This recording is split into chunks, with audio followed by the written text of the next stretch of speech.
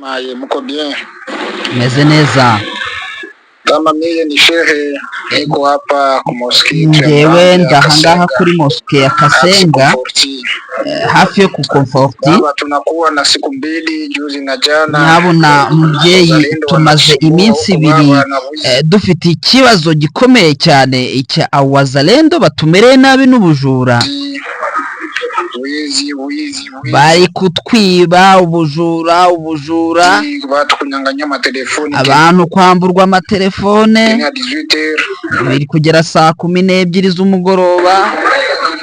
Tunasumbuka abantu tukagira ibyago bikomeye cyane ku kanisa y'abatemoye kugeza hariya ku rusengero rw'abahamya. Ira yetu hapa baba tunahanya nyakubahwa tumeze nabi mubyeyi.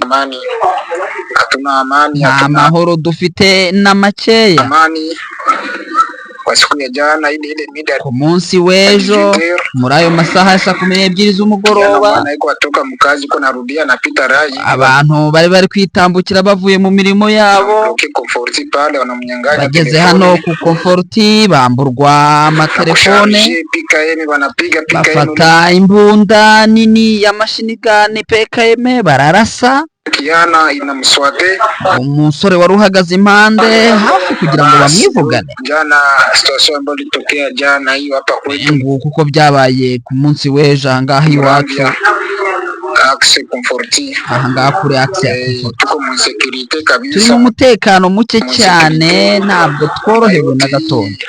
Poste z'abazalendo zuko mbese ya position y'abazalendo ari haruguru yacu tumerewe nabi, nibo bajura ubwabo, nibo batwiba, kubera ko hano nta muntu ubakanga, ntawe ugomba kubagira icyo ababuza.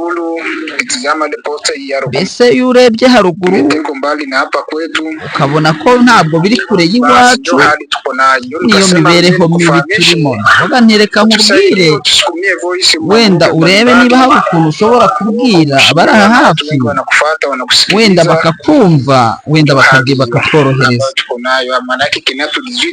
Mbese saa 12 z'umugoroba nta gusohoka ni ikibazo dufite gikomeye cyane. Abazalendo 6 nibo batambutse mu kanya, 6 balipita juzi bakafanya mafia, bahanyuze n'ejo bundi bakora ibikorwa bibi mu bakaenda barangije barigendera, none n'ejo tena bagarutse. Ngaya amakuru dufite kabisa mubyeyi, murebe niba ari cyo mwatumarira. Turi mu mutekano muke nta mutekano. Ejo bararashe bararuha ahangaha iwacu kabisa. Noneho mubyeyi ndagushimiye, nizere ko nyabuna niba hari icyo mwadufasha mudufashe, turebe yuko ibi ngibi twashobora kubivamo. Turabasuhuje kandi tubahaye ikaze mwebwe mwakoze subscribe cyangwa se abakunzi b'Intare Official.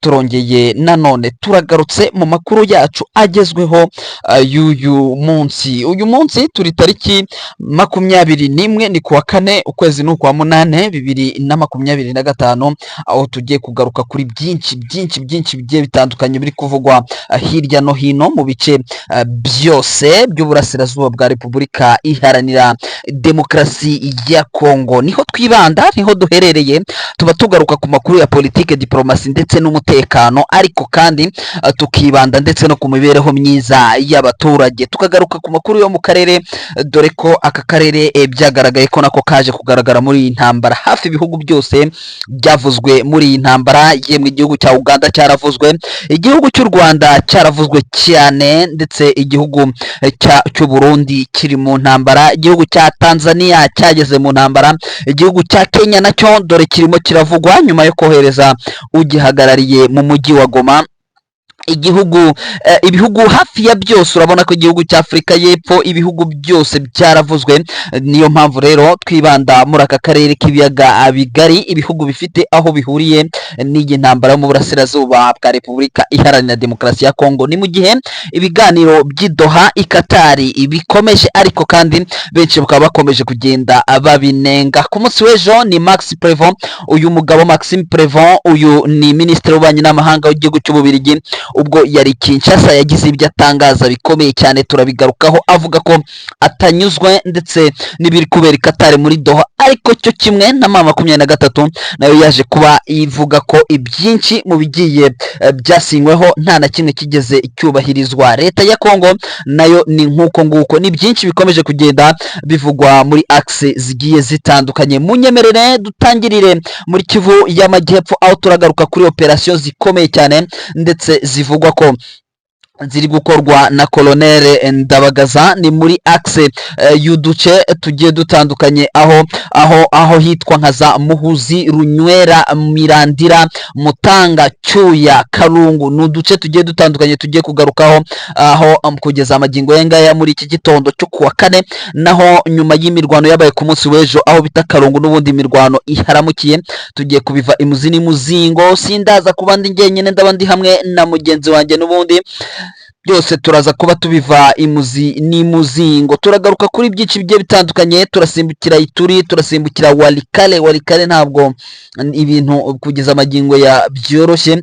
Turareba imirwano uko ikomeje, yabaye ku munsi w'ejo, ariko kugeza ubu ngubu ntabwo byoroshye. Mu mujyi wa Goma haraye urusaku rw'amasasu muri quartier ya Turunga, turaza kuba tuvuga iby'uru rusaku rw'aya masasu, ariko kandi intervention yaje kuboneka, yaje mu by'ukuri gukora akazi, nako kazi turakagarukaho. Mu byo tushobora kuvuga ati bravo ku barinzi b'umutekano bo muri iyi axe y'umujyi wa Goma. Umujyi wa Goma benshi bavuga ko bashaka ko uba umujyi wa Goma, ville de Goma sans cartouche cyangwa se sans balle, nta sasu ryumvikanye. Ibyo byose turaza kuba tubiva imuzi n'imuzingo. Turagaruka kuri FRDC yongeye gushinja abaofisiye bayo kuba aribo batanze ibice mu 23 yigaruriye kuva Bunagana kugeza aho bageze kugeza amagingo ya ngaya. Abaofisiye uwo bita Amisi Kumbatango Fort, inspecteur général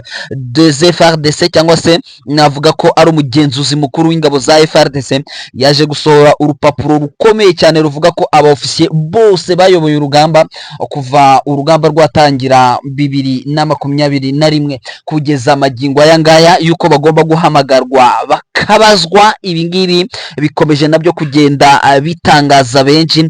Hanyuma tuze gusoreza answa muri kwa Toma Lubanga za axe ya za Lopa na za Iga Barriere, tubabwire uko situation zihagaze, dore ko abaturage bo muri biriya bice nabo bakomeje mu by'ukuri gutabaza yuko bamerewe nabi cyane. Munyemerere ntabwo ndibuze gutinda muri aya makuru njyenyine, nkaho ndafite mugenzi wanjye, ndaza kuba twinjirana neza cyane gatanu kuri kagenzi kako, hanyuma amakuru tuyave imuzi n'imuzingo, nkuko wenda ingingo z'ingenzi mbashije kuzigarukaho. Ariko kandi wowe udukurikira uherereye aho uherereye hariho hose, tuguhaye ikaze muri aya makuru. Ushobora kuba udukurikira uri muri izi teritware za Kivu y'Amajyaruguru, tuguhaye ikaze. Udukurikira uri mu gihugu cy'u Rwanda, ikaze cyane. Ariko kandi ushobora kujoininga groupe zacu za WhatsApp, utwandikiye ku manimero tugenda dushyira ku biganiro, hanyuma ubundi tukabana neza cyane mu biganiro byacu. Nkuko ku buhanga bw'ibyuma bambwiye ko tayari Clever Bemba yamaze kuba agera ku murongo, tugiye kwanzikana mwaya makuru. Bwana Bemba, waramutse?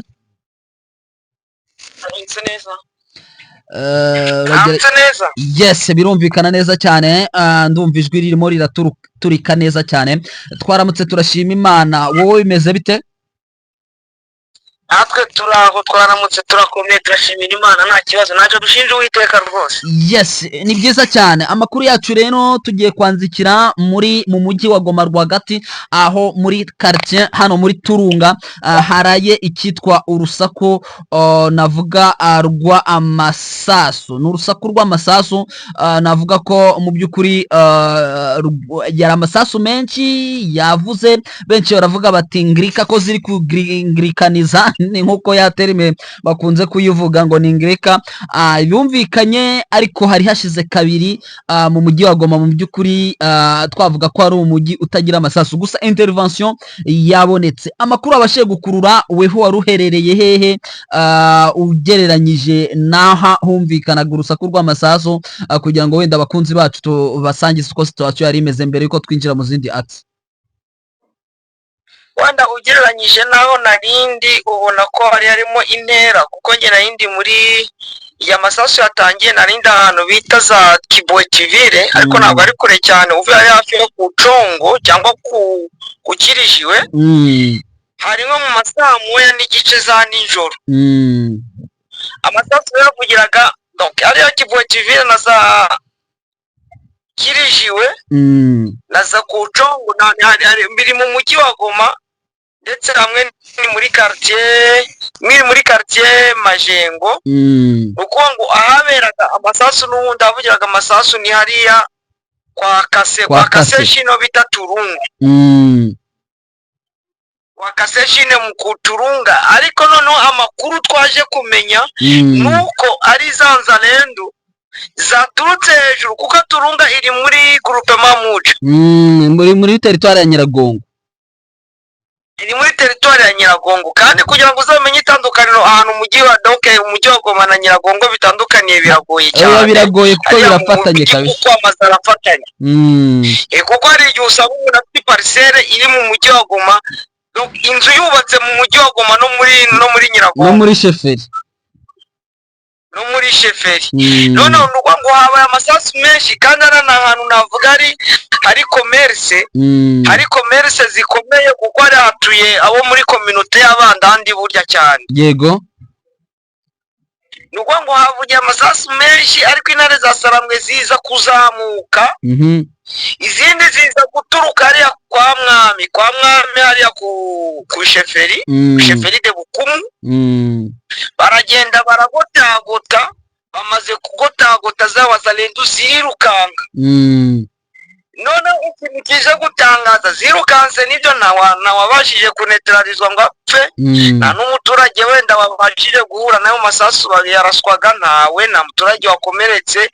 Ariko noneho bari bamaze kwinjira mu bipangu, noneho ba Wazalendo bamwe babonye ko ibintu bikomeye, bakuramo ibyenda bari bambaye by'ama-uniform n'amabote barabita, ndetse baza kuhata n'imbunda imwe ya AK-47. Ndimo ndayibona ahangaha imbere yanjye kabisa, ni imbunda itagira umututu barawuciye, ndabona ni mugufi, imbere hariho bote zihahagaze, nkabona yego z'icyatsi kibisi, nkabona ibyenda bimwe by'imikara, nkabona ni mu by'ukuri ni imbunda ni AK-47 igunjwa kakuma k'inyuma. So urabona ko intervention kubona byonyine bataye ibikoresho byabo bakajugunya, ngo hari aho bagitaye ngo no muri toilette. Hari aho bagitaye no muri toilette, ahubwo hari n'ahandi haje kugaragara aho bataye imihoro ibiri iyo bita samaki. Yego. Nayo bayitana n'iponsho mu nzira bagenda, naho bati imihoro ibiri bayitana n'iponsho, bino binuza bya gisirikare byo bambara mu mvura.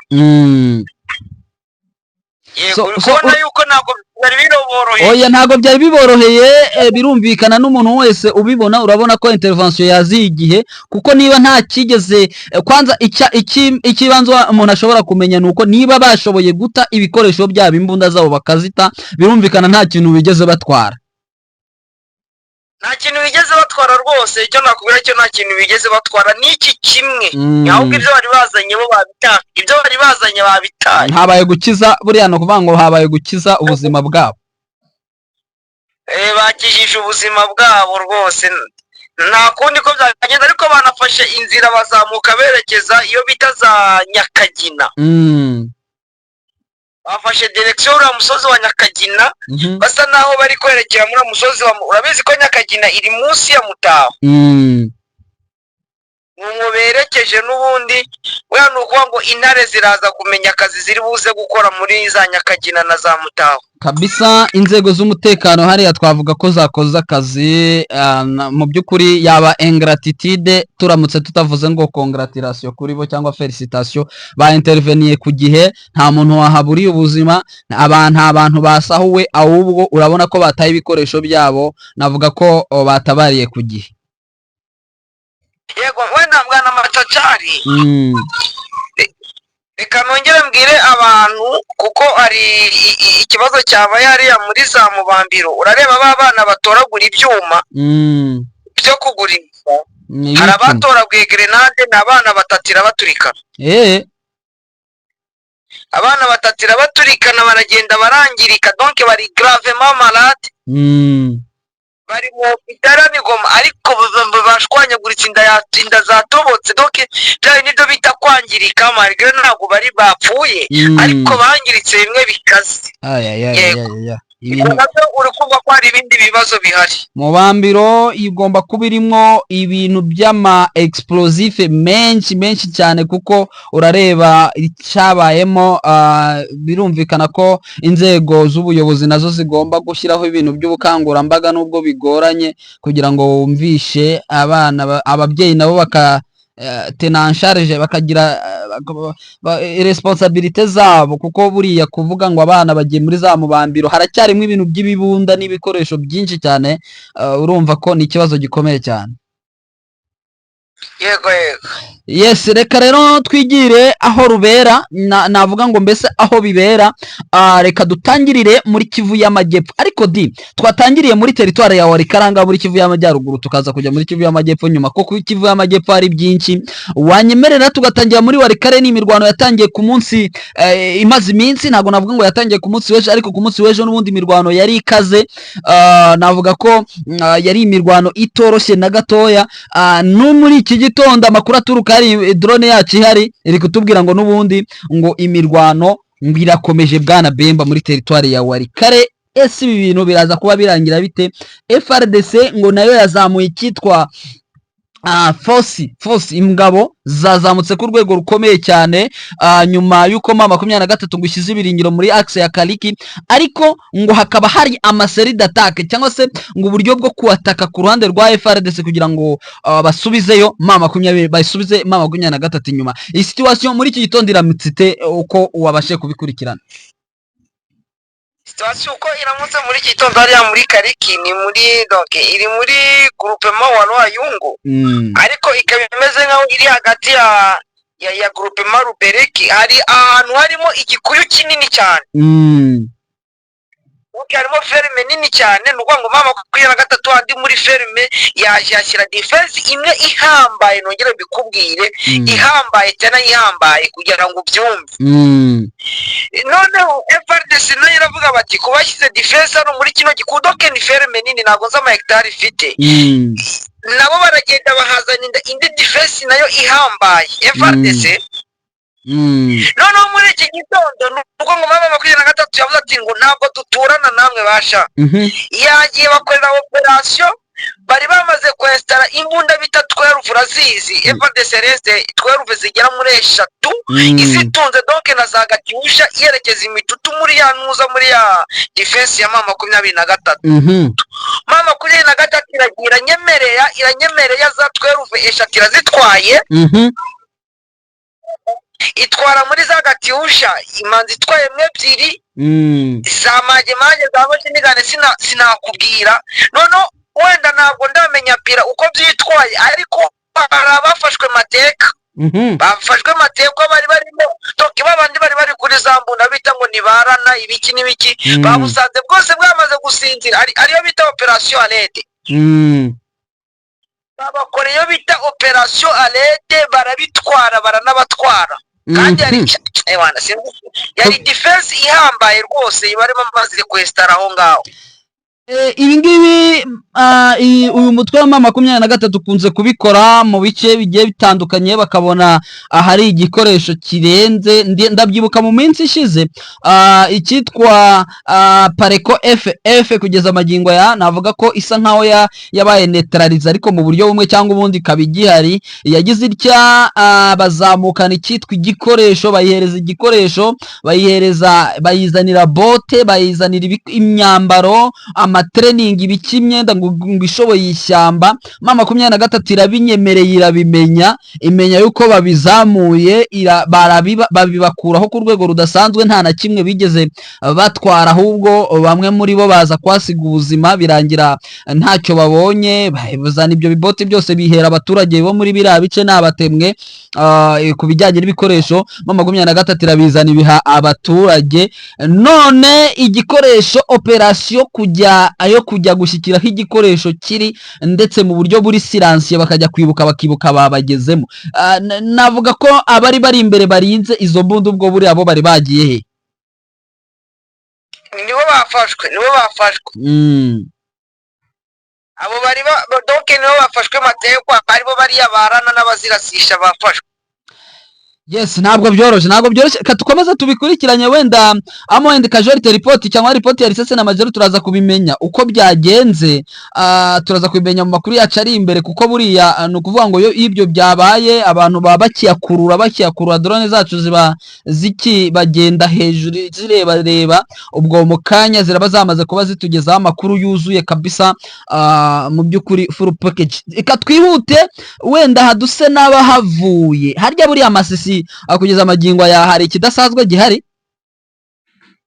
Masisi nta kidasanzwe gihari, kuko n'uburi kuba ni bwa bundi bwabo bw'abazalendo gushwana, ukumva ngo abo kwa Jean Marie bari gushwana, abo kwa Kagiri bari gushwana, iyo ngiyo kwa Matata n'ababiriko ariko ngo bari gushwana. Utwo tuntu natwo ubona tudagize, n'utwo tuntu tworoheje. Yes, amakuru akatugeraho atubwira ko kugeza muri aya masaha muri ibyo bice hari ngo abaturage, nkuko amakuru agenda tugera tubwira ko abaturage bo muri mu bice biba bigiye bitandukanye, ahangaha n'ubundi muri teritware ya Walikare, ngo hari bamwe ngo batakirema ibyitwa amasoko babujijwe, ni muri axe za Gashebere, za Kibati n'ahandi Mengazi, ntabwo bakirema amasoko. Iyo bavuye muri axe za M23 tukajya muri axe za leta bahura n'akaga gakomeye. So ibyo byose turakomeza kugenda tubireba, turebe uko situation yaba ihagaze muri rusange. Nyemerera wenda duse n'abahavuye duhita twigira muri Kivu y'Amajyepfo. Hari icyitwa Wazalendo zikomeje kwandika zivuga ko ngwitwa Colonel Ndabagaza ngo yagikoze operation ngo ndetse ngo arinjira ndani, ngo ariko ngo kugeza amagingo ngo yabuze ngo ubwavamo ngo yabuze ubwasubira inyuma ngo n'ubwa advancinga. Amakuru abashe gukurikirana muri biriya bice bimeze bite? Ubundi Colonel Ndabaganza akimara kugera hariya, sibyo yakoze operation zitoroshye, akuramo Wazalendo muri defense imwe, 2, 3, 4, 5 defense zigera muri 5. Ahitwa Muhunzi arabakubita bakuramo aranabacaginga, sibyo aragenda agera ahantu bita Runywera arabakubita aranabacaginga, aragenda agera ahantu bita Birangira arabakubita aranabacaginga, aragenda agera ahantu bita Mutanga arabakubita arabacaginga, aza gusoreza ku kadifensi ko yaragaheze kose. Hari niko navuga kitwa Cuyi. Aho ni muri groupe bita groupe Makarungu, ni hafi yo muri za Minembwe. Dokere no muri kwerekeza Minembwe. Yes, ni muri groupe muri secteur ya Itombo yarega ni Minembwe, ntabwo ari kure. Yego. Noneho abo baba Wazalendo za FDNP na za FARDC baragenda binjira mu mashyamba, noneho mu mashyamba yaho noneho nawe abinjira no muri ya mashyamba, kuko nuko ngo ntabwo yacaga mu nzira y'umuhanda gusa, yaragendaga agaca. Wowe urabizi twatwira tw'Imasisi, uratuzi twatwira twita kera hari n'inzira zo ukazanga ngo n'uruyira nyabagendwa, udusibanzira. None izo nzira zose aragenda azijyamo azinjiramo mu buryo bwuzuye, arabakurikira ndetse basanga no mu mashyamba. noneho cyaje gutangaza nuko bareba Wazalendo n'ubundi hariya muri iriya gurupe ya Karungu babonye ko ibintu bikomeye nabo baragenda kuko urukumva abo yacaginze n'abo yagize uko yagiye abageza nawe uri kubyumva si ngombwa kugira ngo mbivuge byose hari abagiye bakuramo uniform hari nk'abo uwitwa niba ari Rene niba ari Rene Itombwe nawe umujene witwa Rene Itombwe nawe abe babonye yuko bimwe bikomeye niba ari agaparatuni kose karaza agahita kaza kwihuza no kwa Colonel Ndabaganza ukuma yuko kukuba ngo kwiripotinga cyangwa kuza kwihuza ntabwo ari ukubera ko bari bashaka kuza kwa Colonel Ndabaganza ahubwo nuko bari kubona ko bamaze kuneshwa noneho babonye ko ibintu bikomeye baravuga ati reka noneho tuye gufunga umunyu dufunga isabuni ibintu byose ntibizongere kwinjira muri Minembwe noneho yaba n'imiti ntibizongere kwinjira muri Minembwe reka tuye kwinyogorera hariya baramanuka bajya ku muhanda uvuye Minembwe uri kwerekera za Nuza za Rusi za Fizi nuko ari ahantu hariho ikiraro cyo bita ngo ni ikiraro kiri muri ho plateau baragenda bajya kuri icyo kiraro ariko bashakaga no kukiritura n'ahantu bitazabiza bineza baragenda bajya gufungiraho ngaho kugira ngo atazagira umuturage uva muri za Minembwe agiye gushakisha umunyu cyangwa n'ikindi kintu noneho baragenda barababoroka ati ibyo bafite bagumana ibyo ngibyo urukumva ko nta kindi babonye bakwinyogorera urukumva ko ari ugutsindwa no gutsindwa kubafungira ngo ntibazasohoka ntibazagira ute ariko birumvikana aho baturutse naho inzira yo ntabwo igibura ku musirikare ntabwo abura ku musirikare ahubwo ikiriho nuko bari gufungira abaturage ngo batabona umunyu batabona iki nizo ngizo bari gukora yes birumvikana ntabwo byoroshye ni muri teritware ya Walungu aho ihuriye na Mwenga ndetse yemwe na Fizi birumvikana ntabwo ari kure cyane bisa nkaho bifite aho bihuriye byagorana kuba ushobora kuko izi ho plateau zigiye zifata amateritware agiye atandukanye zikayakoraho akaba ari nayo mpamvu benshi bakunze kuvuga ko ariho plateau zo muri Fizi za ho plateau za Uvira ho plateau za Mwenga ibintu nk'ibyo ngibyo nyemerera rero wenda ahangaha duse n'abahavuye gusa amakuru aturuka n'ubundi muri Mwenga arambwira ko abaturage bo muri Mwenga kuva kuri tariki 18 kugeza 19-20 ubwo urumva ni iminsi donc 19-20 uyu munsi turi 21 hari imyigaragambyo ikomeye cyane ngo bamagana ubugizi bwa nabi bukomeje gukorwa n'abazalendo ndakeka ko abo twatangiranye amakuru bumvise record twatangiranye naho mu by'ukuri abaturage bakomeje kwinubira ubugizi bwa nabi bakomeje gukorerwa n'imitwe iyo muri wazalendo bakavuga ko ngo babarega ko ngo bamaze kumultiplia barriere nyinshi inzira nyinshi bashizemo imigozi muri territoire ya Mwenga bakaba bavuga ko ngo abangabo ngo bafatanyije na FRDC y'ubwayo ngo ariko kandi ngo abaturage cyangwa se abavoyageurs abagenzi ndetse ngo nabishyuza ibingibi ngo bakaba bamaze mu by'ukuri kurambirwa ngo baba barambiwe ngo kubona ngo babangwa cyangwa se bagirirwa nabi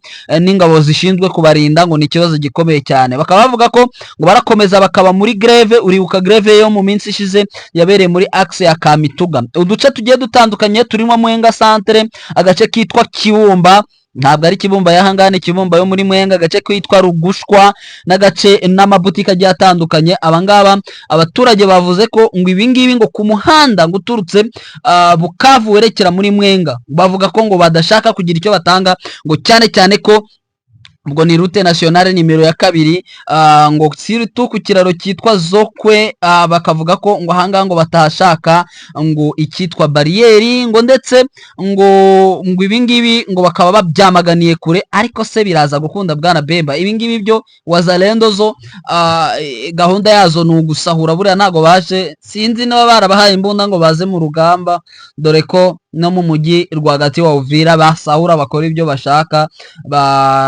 ndibuka uwo bita ngo niba ari Fieka Aduyi ngo niba ari nde Fieka Aduyi aherutse kujya gushimuta abakozi abakozi niba ari aba osese niba arandi abajyana mu misozi, arongera arabarekura bo ntago bamwoherereza amafaranga. Urumva ko rero ni ikibazo gikomeye cyane. Nyemerera rero ahangaha tuhave twihuse cyane, dore ko dusigaranye iminota igeze muri ine bwana Bemba. Duhite dusimukira ku zindi nkuru zikomeje kugenda zivugwa hirya no hino. FRDC ngo yongeye gushinja abaofisiye bayo. Ni ku munsi w'ejo nibwo Inspecteur General namubonye yanditse, cyangwa se ubwo buriya ni umugenzuzi mukuru wa FRDC, bandika urwandiko bandikira abayobozi bose bayoboye kuva intambara yatangira, kuva Bunagana kugeza amagingo yangaya, ngo bitabe ngo bagire ibyo baganirizwa. Bihagaze bite ibi ngibi bishatse kuvuga ibwana Bemba? ubundi ni abaofisiye bagera muri 41 barimo abajenerali n'abakoloneli, ariko uriya Inspecteur General niwe witwa Gabriel Hamisi. General Gabriel Hamisi abantu baramuzi cyane, Mukango Foro baramuzi. Hello? niwe ntabwo no. Hello? Uranyumva? Hello? Oui. Ndakumva. Yego. Niwe wahamagaje avuga uko bariya harimo General Christian Chiwewe Songeza we yaranafashwe. General Frank Ntumba, urabizi ko Christian Chiwewe niwe wari umuyobozi mukuru w'ingabo z'igihugu, na General Frank Ntumba wari ushinzwe ibikorwa by'ingabo mu biro bya perezida. Abo nawe ari guhamagazwa, hakazamo n'ubundi n'abandi, wenda reka twavugamo nka General Major Sylvain Kenge, Chiwewe Songesa, General Kotandime na Chiwewe Chiko Chitambwe, Chiko Chitambwe Jerome, Lieutenant General Padiri Bulenda David wari uyoboraga Wazalendo. Urabizi ko nawe yigeze no gufatwa avamo ari kujya gusenga n'umuryango we bari gushimira Imana, ngo Mana ngo urakoze, ngo ntabwo tugiye, ngo ntabwo umugabo wacu agiye, ngo ntabwo ngo agiye. Ibyo nabyo urabizi ko byabaye. Ni ukuvuga ngo rero ni ibintu byongeye kugaruka. Uri kumva ko niba ari abaofisiye doke batari bafitwe n'inzego, wibuke ko hari abajenerali 32 bafunzwe ari abo muri Est, akaba agiye kwiyongeraho n'abayaronto ba Chiko Chitambwe, babandi bari abantu ba hafi ba Gisegeti ba Christian Chiwewe, urabizi bo barafitwe na Bantumba barafitwe. Nuko ngo none wagiye kuzamo uraza gusanga na bamayanga baje kugarukamo, nabo baragarukamo kuko nabo urwo rugamba barurwanyeho banaruyoboyeho. Bariya bapendo bagicisha asa nabo urasanga baba barimo. Ntabyo kwirirwa tubishidikanyaho, ba mayanga ba mugabo bose bagomba kubazwa kuko barurwanyeho. Umuntu wese waruyoboyeho agomba kubazwa. Umugabo warafunzwe, urabizi, umugabo wari muri ba generali bafunzwe. Bariya Kabundi agomba kubazwa cyane, wa wundi witwa Kasiku agomba kubibazwa. Ntabwo byoroshye kabisa, ntabwo byoroshye bwana Macacane, ntabwo byoroshye. Reka abakunzi bacu wenda tuze kubifuriza kuza kubikurikira, turabikurikira tubirebere hafi. Gusa couvre-feu kano kanya ubu tuvugana ngo iri kubera muri Hôpital General. Yampaye nka data, niko imboni yanjye mbwiye kano kanya hano haruguru muri Hôpital General. Ngo bayizungurutse, birumvikana kugeza amagingo aya sinzi icyo bari gushakamo. Buriya hari amakuru yamenyekanye arimo. Birashoboka rwose, urabizi ko hari abantu benshi bagiye bihisha mu mahopitale, n'abagiye bakomereka kandi ari abantu bakomakomeye bari muri FRDC. Abo ngabo nabo bagomba gushakaho amakuru. Oya, tugiye kujyayo kanya turaba tuyafite. Yego. Reka rero bwana Bemba urakoze cyane, ndagushimiye cyane kuba twabanye muri aya makuru. Nanjye reka ngushimire, mwifurize kugira Imana n'amafaranga. Koze cyane. Hanyuma abakunzi bacu bo turaza kuba tubakurikiranira aya makuru. Gusa uwo bita Maxime Prévost, uyu nguyu ni ministre w'ubanye n'amahanga w'igihugu cy'Ububirigi. Ikinshasa murabizi ko igihugu cy'Ububirigi kiri konsa Repubulika Iharanira Demokarasi ya Kongo. Yatangaje ibintu bikomeye cyane, turaza kuba tubyibandaho mu makuru yacu ari imbere. Katubashimiye cyane kuba twabanye, amakuru yacu yo nakagaruka. Ciao.